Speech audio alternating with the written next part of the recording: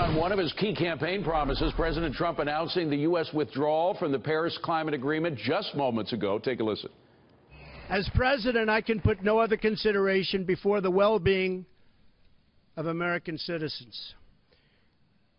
The Paris Climate Accord is simply the latest example of Washington entering into an agreement that disadvantages the United States. Republican Senator Mike Lee applauding the president's decision. The Utah senator and author of the new book, Written Out of History, joining me now. Gee, I thought we had a graphic. There it is. There's a graphic about which we're going to discuss in a moment. But first, on the Paris Accord.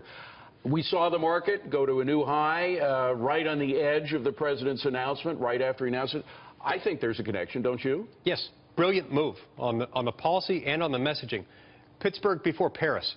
That line is going to go down in history as one of the great ones. And the idea, I mean, the Make America First slogan made some people nervous because they thought it would lead to isolationism. We saw from this trip that the president took overseas, he is not an isolationist. He may do extraordinarily well, both with our Arab allies and with a kind of resentful European lot as well, but he got the point across.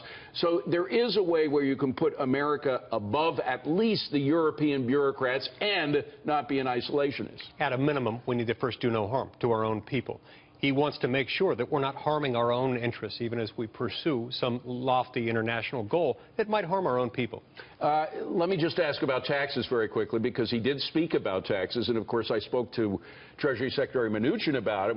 I'm very happy that they are acknowledging that when we cut tax rates in the United States, whether it's under a Democrat like JFK or a Republican like Reagan or a Democrat like Bill Clinton, when you cut tax rates, very often you generate more income for the government because you have more economic activity. That goes against the static analysis that your leader, Senator McConnell, says is necessary to pass the tax cut bill. What do you think? Look at what happened under Coolidge. Coolidge wanted to lower taxes. People said you can't do it. The Chamber of Commerce said you can't do it. He lowered taxes. Congress went along with him. They had more money than they knew what to do with.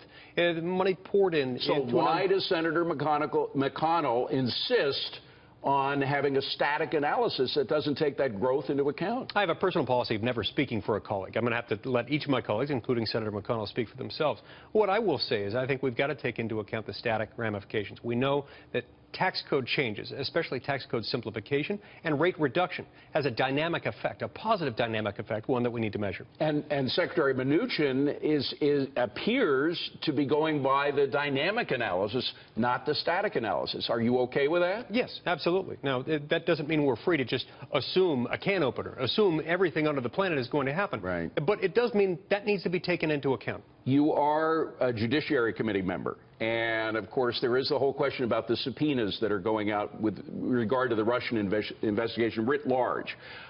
With regard to individuals, can you talk about who is receiving a subpoena? Some people have thought that former Secretary of the United Nations Samantha Power is receiving one. Can you talk at all about this? Yeah, I've heard that she might be receiving one. I would be happy to talk about it. I just don't know who's receiving them. These subpoenas are going out. We're going to have a lot of investigations going on. I look forward to seeing the responses. The big question about Samantha Power, why would the UN ambassador need to unmask an individual in a foreign investigation by a FISA court? It's an excellent question, and one that begs the question of why we allow people within our government to do that at all. Why we allow people within our government to search databases known to contain records of the substance of communications going on with American people. Is the unmasking and the leaking a bigger story than the question of collusion, which so far no intelligence agency can confirm? In my mind, as I see it, yes, absolutely yes. Look, some of my Democratic colleagues who have seen more classified information than I've had access to so far